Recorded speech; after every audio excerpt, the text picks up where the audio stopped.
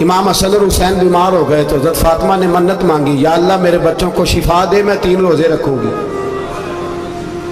کون سی منت مانی؟ بولیے۔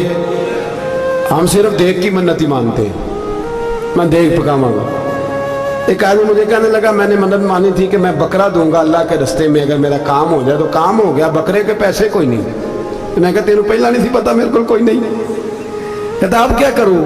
میں کہا اب تو دینی پڑے گی، اور اس میں بھی تحقیق باقی ہے، لیکن بات یہ ہے بھائی کہ منت یہ کیوں نہیں مانی کہ یا اللہ میرا کام ہو جائے میں 100 نفل پڑھوں گا؟ جو بھی منت مانگتا ہے وہ دیکھ کی مان لیتا ہے، بکرے کی منت ہی مانتے ہو، یہ کیوں نہیں منت مانتے کہ یا اللہ میرا کام ہو جائے تو میں پورا قرآن شریف ختم کروں گا؟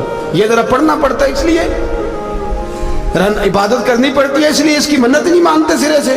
حضرت فاطمہ نے کیا منت مانگی؟ بچے صحیح ہو جائیں گے تو بولیے 3 روزے رکھوں گے۔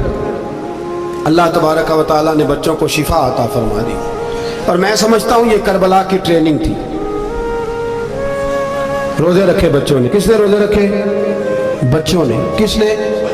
7-8 سال کی عمریں بچوں کی۔ حضرت علی فرماتے ہیں جب میں نے دیکھا نا میرے بچے بھی روزے سے ہیں تو میں کہیں سے تھوڑے سے جون لایا۔ یہ شہزادے ہیں کائنات کے سب سے بڑے۔ فرماتے ہیں میں نے بی بی پاک کو دیے تو سیدہ پاک نے جون پیسے روٹیاں پکائیں، اور جب عین افطاری کے وقت کھانا سامنے آیا تو دروازے پہ بھکاری آیا۔ عین اس بڑا بے نیاز ہے اللہ، عجیب رنگ ہے مالک کا۔ عین افطاری کا وقت جب آدمی کہتا ہے کہ فٹافٹ ہو جائے، بھکاری دروازے پہ آیا اور اس نے صدا دی، او میرے رسول کے گھر والوں، کئی دنوں سے روٹی نہیں کھائی۔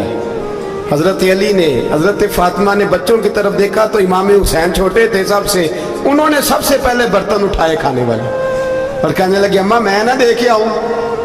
حضرت فاطمہ رشک کرنے لگی، مصطفیٰ کے نواسے باہر گئے، اپنے حصے کا کھانا وَيُبْصِرُونَ عَلَىٰ أَنفُسِهِمْ وَلَوْ كَانَ بِهِمْ خَصَاصَةٌ۔ اللہ فرماتے انہیں بڑی اشد ضرورت بھی ہو پھر بھی وہ دوسروں پہ اصرار کر دیتے۔ وہ کھانا باہر امام حسین دے آئے، پانی سے روزہ کھولا، کھجورے کھائی، لیٹ گئے، سویرے کھجورے کھائی، روزہ رکھ لیا۔ شام ہوئی تو حضرت علی فرماتے ہیں میں پھر اگلے دن کے روزے کے لیے جون لایا، فاطمہ نے پیچھے روٹیاں پکائیں۔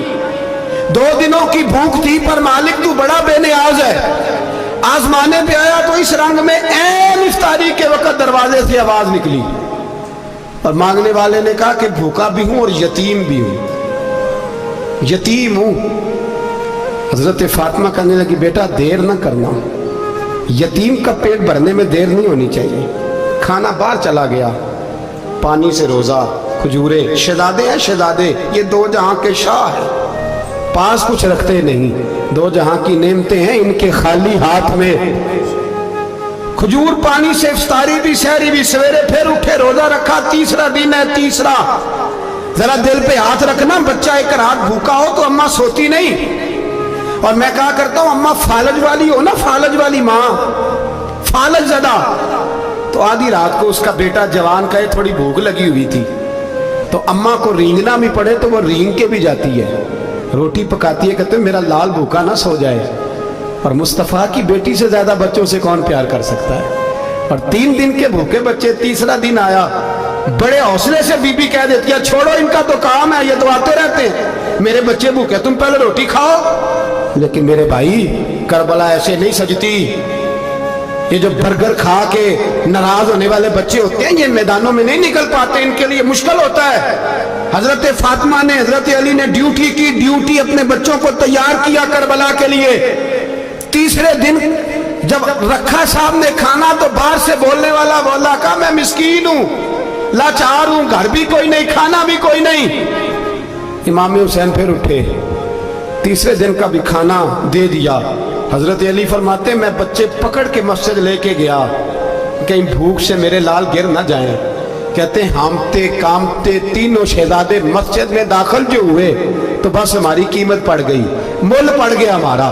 کہتے ہیں مسجد میں قدم رکھا تو ایسے لگا جیسے نبی پاک ہمارا انتظار کر رہے ہیں۔